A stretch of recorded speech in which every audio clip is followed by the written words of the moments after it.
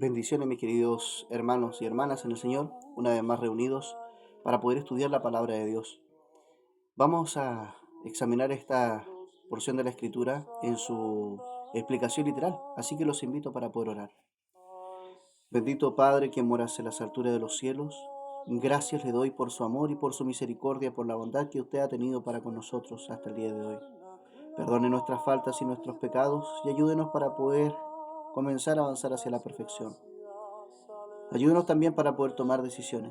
Que estas palabras no solamente sean para las demás personas, sino también que puedan instruir nuestro corazón, mi corazón, y poder así ayudar a muchas personas para que puedan comprender la verdad. Gracias por todo lo que nos da. Acompáñenos en este estudio, sea con nosotros, y gracias por este Shabbat también que nos está regalando. En el nombre de Cristo, nuestro Salvador personal. Amén. A la alianza de Dios con Israel. Dijo Moisés: sube a Yahweh, tú y Aarón, Nadab y Abiú, y 70 de los ancianos de Israel, y os inclinaréis desde lejos. Entonces, un grupo de personas iba a ir directamente a la presencia de Dios. 70 personas. Mas Moisés solo se llegará a Yahweh, y ellos no se lleguen cerca ni suban con él el pueblo. Entonces, las ordenanzas, ¿cierto? Moisés tenía que subir, los demás tenían que llegar hasta un límite, pero estaban siendo llamados. Esto es la parte más importante porque de a poco el Señor quería tener una cercanía mucho mayor con cada uno de ellos. Y Moisés vino y contó al pueblo todas las palabras de Yahweh y todos los derechos. Y todo el pueblo respondió a una voz y dijeron: ejecutaremos todas las palabras que Yahweh ha dicho. Vean que el pueblo está nuevamente, ellos están expresando que ellos van a ejecutar. Y esto es un doble filo, ya este es un peligro de doble filo, porque al decir nosotros ejecutaremos, es nosotros vamos a cumplir a cabalidad.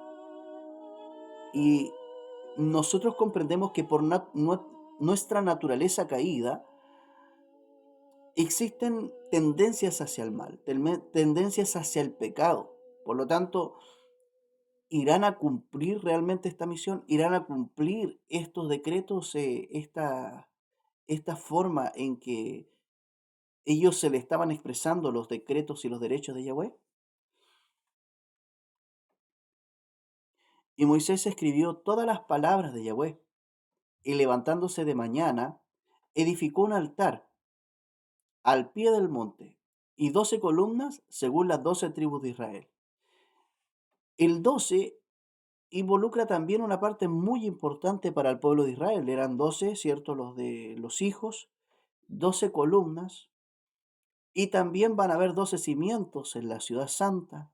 En Apocalipsis, cuando vayamos para allá a estudiar, veremos también eso. Los 12 discípulos también.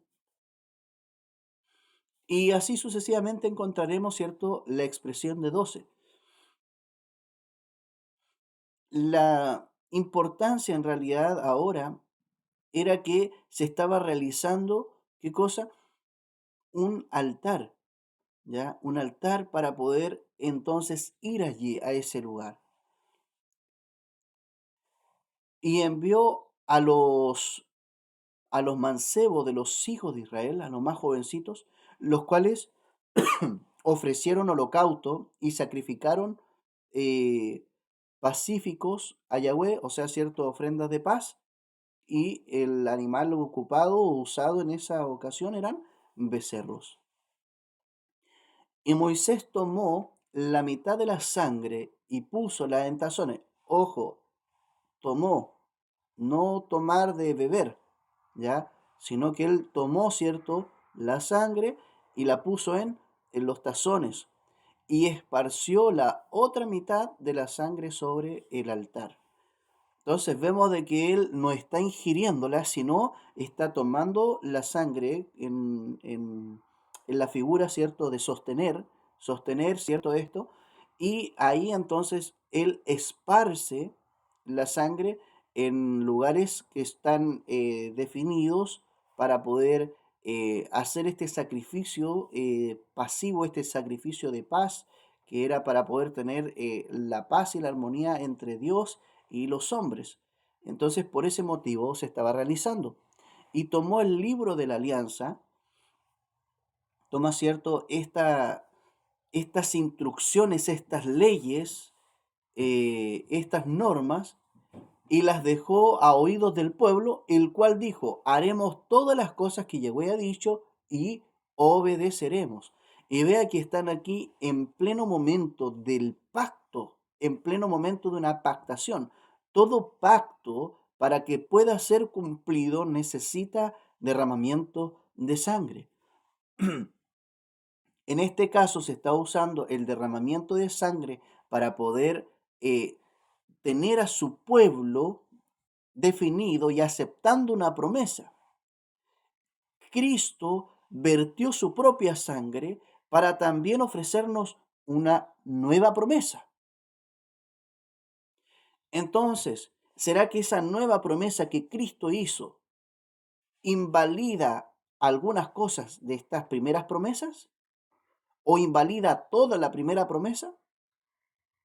Es importante que nosotros podamos clarificar primero nuestra circuncisión. Partamos por ahí. Uno de los primeros hechos es la circuncisión física. Segundo hecho, hacerse del pueblo de Israel, o sea, pertenecer al grupo de Israel con la circuncisión, tomando sus leyes y el vertimiento de la sangre sobre Israel como pueblo. Entonces, nosotros cumplimos esos tres objetivos. Si no cumplimos esos tres objetivos, tenemos que ver cuáles son entonces las leyes eternas que fundamentan desde el principio hasta el fin y cuáles son las leyes que a nosotros no nos son como impuestas, porque para empezar, nosotros nos hacemos judíos con Cristo, ¿cierto? Él era de la nación judía, nosotros nos volvemos judíos con Cristo.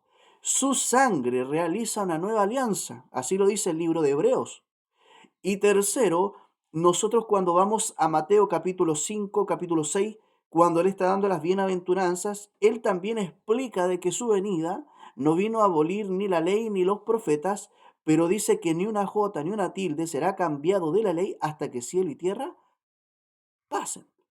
Entonces, tenemos nosotros que comprender cuáles son las normas que están establecidas para el pueblo gentil, transformado a través de Cristo, para ser unido también, ya, pero a través de Cristo ser unido a el pueblo de Israel, no para ser Israel como tal, con sus alianzas, sino para ser un nuevo Israel que está unido con el Israel antiguo y el nuevo Israel, que van a tener de por sí alianzas que van a ser tanto para ellos como para nosotros. Por ejemplo, Apocalipsis nos nombra claramente que los 10 mandamientos, los mandamientos de Dios, van a estar para el último remanente, van a estar incluidos. Y nosotros vemos que el pueblo de Israel también guardaba los 10 mandamientos. Y cuando Cristo nos dice de que ni una jota ni una tilde pasará de la ley hasta que cielo y tierra pasen, ¿eso qué implica? ¿Cuál es la ley que está entonces en continuidad en el tiempo? Eso lo tenemos que intentar descubrir mediante el estudio de las Sagradas Escrituras. Yo estoy intentando solamente resumir y mostrar algunos puntos que la escritura nos ha ido enseñando, pero la idea también no es que yo explique toda la escritura o que vaya explicando paso por paso, sino que la escritura se interprete por sí misma, lo que significa en leer el contexto, ver para dónde va la dirección de esto, ver el contexto del antiguo tiempo, ¿cierto? Antes de Cristo, ver cómo ellos estaban empapados de esto y qué cosas de esto son ejemplo para nosotros en nuestro pacto actual. Como bien les decía, la circuncisión física nosotros no la cumplimos. Ahora, si a alguno le toca solamente por un tema físico y que es obligado a realizarse una cirugía. Pero no es porque existe efectivamente una obligación a circuncidarse para ser del pueblo de Israel. Eso se acabó. Nosotros somos bautizados en agua, sumergidos en agua, y el Espíritu Santo, ¿cierto? El Espíritu de Dios es el que nos es dado como un nuevo bautismo a través de Cristo. Y a través de esto, entonces nosotros somos confirmados de que pertenecemos ahora también al cuerpo y al linaje de Cristo, para de ahí en adelante comenzar a entender qué cosas también pertenecen a nuestro tiempo y cuáles no pertenecen. Entonces, dejando claro esta parte, vamos a continuar y conforme al contexto también antiguo. Como les digo, me gusta dar algunas reseñas hacia lo que viene más adelante, pero eso no significa de que yo me esté sujetando solamente a explicar lo que viene para adelante, sino tenemos que también centrar nuestra mente en cómo era el contexto en el Antiguo Testamento, en el antiguo tiempo. Y tomó el libro de la alianza y lo leyó a oídos del pueblo, el cual dijo, haremos las cosas que Yahweh ha dicho. Entonces, veamos, ellos nuevamente, ¿cierto?, se ponen eh, una soga sobre el cuello cuando ellos dicen, haremos todas, y no dice solamente una, sino que dice todas las cosas que Yahweh ha dicho, o sea, todo el mandato del Señor, ellos lo van a realizar. Eso es lo que están queriendo decir con esto. Entonces, continuemos. Entonces Moisés tomó la sangre, ¿cierto? De llevar, de mantener en sus manos, llevó la sangre y la roció sobre el pueblo. Vea qué importante, arroja sangre sobre ellos y dijo, he aquí la sangre de la alianza que Yahweh ha hecho con vosotros sobre todas estas cosas. Entonces ellos tienen cosas que cumplir. Dentro de estas cosas que ellos tienen que cumplir, las cuales las personas, ciertos gentiles, en su gran mayoría no conocen cuáles son todas las cosas que tenían que cumplir, porque para ello hay que estudiar las Sagradas Escrituras y ahí ir viendo cuáles son la cantidad de mandatos que se le dieron, y con sangre se les dijo de que ellos iban a tener que cumplir eso, porque ellos dijeron, nosotros haremos. Entonces, bien, este es el mandato. Les arrojo sangre. Ahora con esto ustedes confirman el pacto de que ustedes van a ejecutarlo, de que ustedes van a realizarlo. Y subieron Moisés y Aarón y Nadab y Abiú, 70 de los ancianos de Israel, y vieron al Dios de Israel. Cuando dice que vieron al Dios de Israel, pareciese que hubiese una contradicción cuando la Escritura dice que nadie ha visto a Dios. Y cuando Cristo dice nadie ha visto al Padre, sino el Hijo, pareciese entonces que fuese cierto como una fracción incorrecta. Pero vea qué importante. Cuando usted va estudiando las Sagradas Escrituras, como usted sabe que la Escritura no se puede contradecir, ¿a qué cosa se llegó Moisés a ver? ¿Qué cosa fue lo que máximamente pudo ver Moisés? Moisés lo que pudo ver fue la zarza ardiente, escuchar la voz, ver toda esta cierta aproximación de las nubes, el fuego, el sonido de la bocina, todo eso, llegar posiblemente a ver las manos y la espalda del Señor, pero nunca le vio el rostro, nunca, cierto, realmente tuvo una conexión tan directa con Él al punto de poder verlo cara a cara, sino que ellos vieron la magnitud de la presencia de Dios. A eso se está refiriendo el versículo. Vieron la expresión de lo que es tener a Dios al frente. Y ellos subieron, ¿cierto? Y vieron, ahora dice, y había debajo de sus pies como un embaldosado de zafiro. Entonces ellos, ¿qué es lo que están viendo? Dice acá, vieron el embaldosado. ¿Qué más? Semejante al cielo cuando está sereno. Esto fue lo que ellos vieron. Entonces ellos vieron una porción del cielo. Y vea que la palabra para poder expresar cielo, cuando usted va al inicio, dice el Shamayim, ¿ya? Shamayim, el cielo. Y cuando los judíos también hablaban de que ellos, el estrado de Dios, ¿cierto? El lugar donde Él vive, el Shamayim, el cielo, era como haber tenido conexión con Dios. ¿Por qué? Porque ese es su terreno, ese es el lugar. Entonces, cuando ellos ven el Shamayim, ven el cielo, ellos ven la expresión de Dios. Saben de que Dios existe. Están dentro de la presencia de Dios. Ahora, esto no exime. Si Dios quiere mostrarse a personas que Él haya capacitado para poder estar delante de su presencia y que ellos no van a morir porque ellos fueron de alguna forma redimidos para ver esta porción, entonces yo no tendría nada más que decir.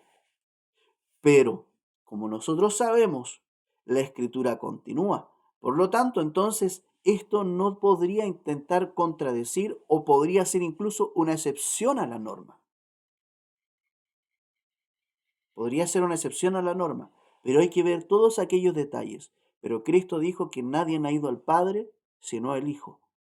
Entonces, ¿qué significa? Que este grupo de gente realmente no han visto al Padre directamente. Entonces hay que entender a quién vieron. Porque puede haber sido al Hijo. Recordemos que también Yahweh se le dice al Hijo en el Antiguo Testamento. Él todavía no había sido la expresión máxima expresada para el pueblo de Israel. Pero ellos después sabían de que en Belén de Judea iban a ser después el Mesías, el llamado el Cristo. Por lo tanto, después ellos tuvieron conocimiento de esto. Pero acá dice, mientras tanto, ¿cierto? Que ellos vieron al Dios de Israel. Y con esa expresión se queda. Con esa expresión se queda. ¿Quién es? Todavía yo no lo puedo confirmar aquí. Aquí, en esta altura de la expresión de la Escritura. ¿Lo vieron o no lo vieron? Dice que vieron al Dios de Israel. ¿Pero qué cosa vieron? ¿Su gloria o lo vieron a él? Continuemos. Mas no extendió su mano sobre los príncipes de los hijos de Israel, y vieron a Dios y comieron y bebieron. Entonces dice que él no extendió su mano.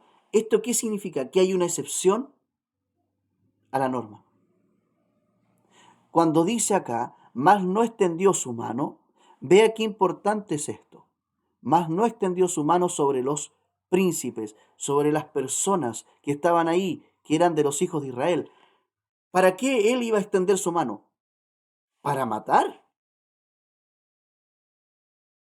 Porque estar delante de la presencia de Dios era como cuando nosotros vemos a estos príncipes antiguos, ¿cierto? Que si alguien entraba a la corte sin autorización, era muerto. ¿Cuánto más entrar a la presencia de Dios? Entonces, si se está refiriendo a Cristo acá, vea qué importante. Cristo tiene la sustancia de Dios, por lo tanto también es Dios. Pero para nosotros, en el Nuevo Testamento dice, pero para nosotros hay un Señor. Y Él prefiere que le llamen Señor. Y un Dios y Padre. Entonces, vea qué importante es esta forma en que se está expresando la Escritura. Porque lo reconoce también a Él como Dios. Muy bien. Y vieron al Dios de Israel por esta excepción a la norma y comieron y bebieron. Entonces, tener la oportunidad de comer y beber Ellos significa qué cosa? Que en ese momento estuvieron en una expresión directa, expresión directa. Veamos entonces, ¿qué más nos dice? Entonces Yahweh dijo a Moisés, sube a mí al monte y espera allá. Entonces ya sucedió esta escena, ahora hay otra escena. Yahweh dijo a Moisés, sube a mí al monte, espera allá, te daré las tablas de piedra y la ley y mandamientos que he escrito para enseñarlos. Entonces, ahora, después de que hicieron la alianza diciéndole, cierto, conforme al libro, entonces había información entregada antes de, y ahora viene la ley y los mandamientos.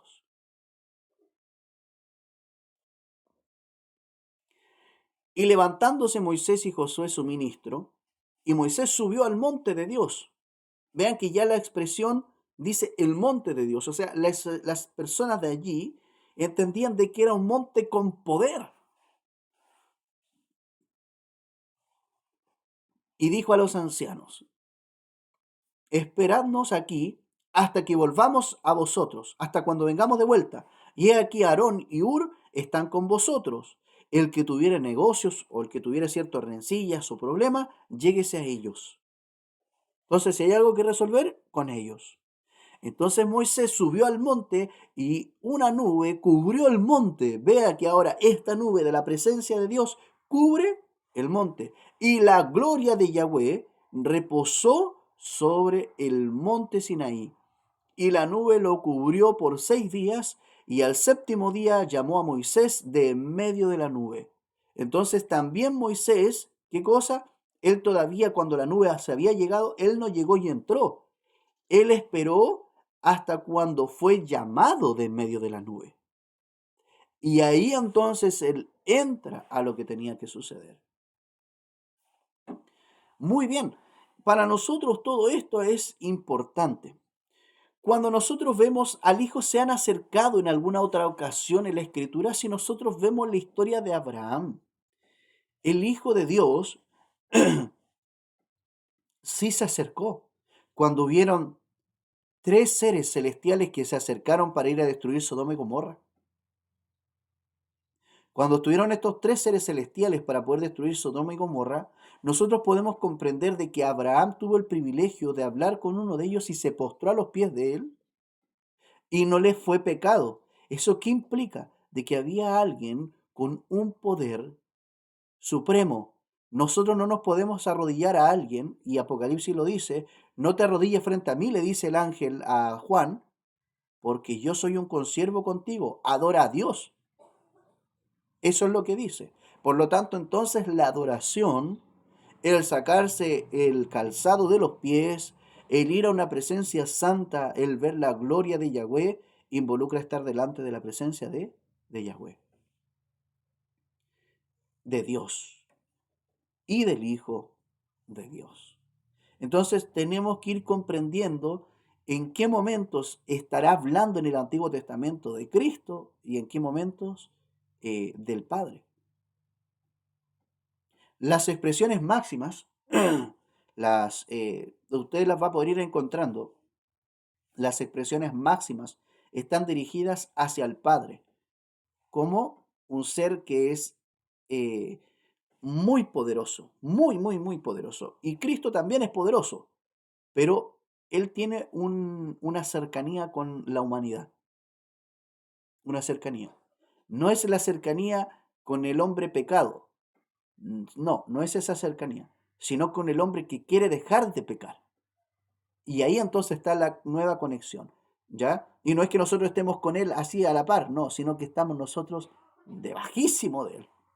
Pero Él, a pesar de todo en su misericordia, permite tener contacto con nosotros.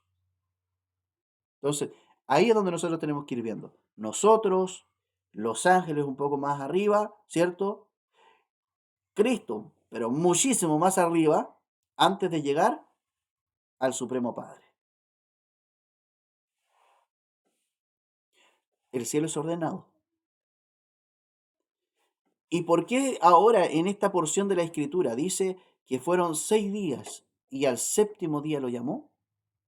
Recordemos de que esto también es, nuevamente, 7 es perfección, pero también 7 es el recordatorio de la semana, de la creación. Y el séptimo día es el día para poder ir a tener la conexión directa con Dios. Es el día en que nosotros adoramos, es el día en que nos regocijamos en nuestro Creador y es el día en que justamente Él puso reglas para el pueblo.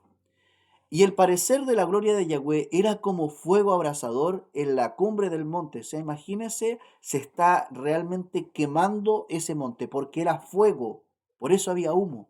Era fuego abrasador en la cumbre del monte a los ojos de los hijos de Israel. O sea que ellos observaron y dieron testimonio de que esto que Moisés escribe, porque Moisés no podía escribir esto si las personas no estaban de acuerdo. Por lo tanto, esto es un relato bíblico real. Si el pueblo decía esto no era realmente así, entonces nosotros no lo podemos explicar. Esto no podemos autorizar a que Moisés escriba algo que es una fábula, que